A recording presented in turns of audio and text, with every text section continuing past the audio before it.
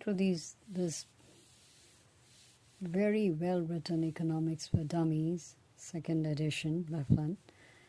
And since there's so much of recession, I thought, and it's so well explained in chapter 15, I thought I'm going to just let you know you must get this book again, let me tell you. So this is about understanding why recession happens. So he talks about visualizing the business cycle. The ideal would be letting price adjustments eliminate a recession, and the reality would be coping with sticky prices and lingering recessions, and then of course linking slow price adjustments to slow wage adjustment, and of course talks about the Keynesian model. So macroeconomists' biggest task is to try to prevent or at least shorten recessions, those periods of time during which the economy's output of goods and services decline.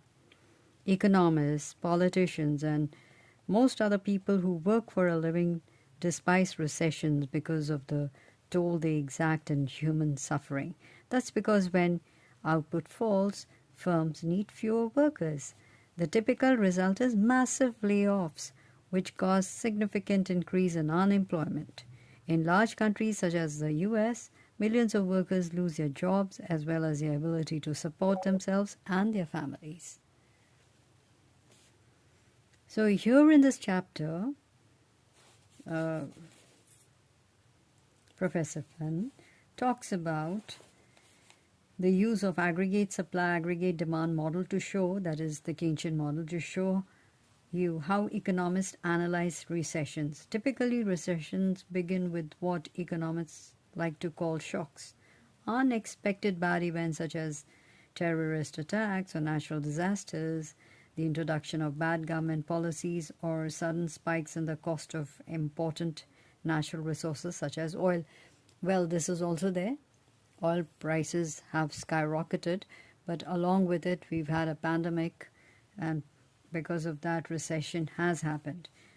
So here in this chapter is that if the prices of goods and services in the economy were free to adjust to the changes in demand and supply,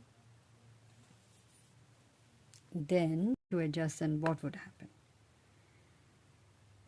So we're free to adjust to changes in demand and supply that shocks cause.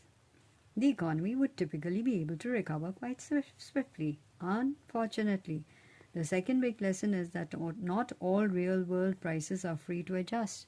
Rather, some very important prices are quite slow to adjust. They are, as economists would say, sticky. Actually, the prices are what is known as sticky prices. Sticky. As a result, recession can linger and cause a lot of harm unless the government intervenes to help the economy recover more quickly. And this he has written at length in chapter 16. So where he's discussed the best ways for government to intervene.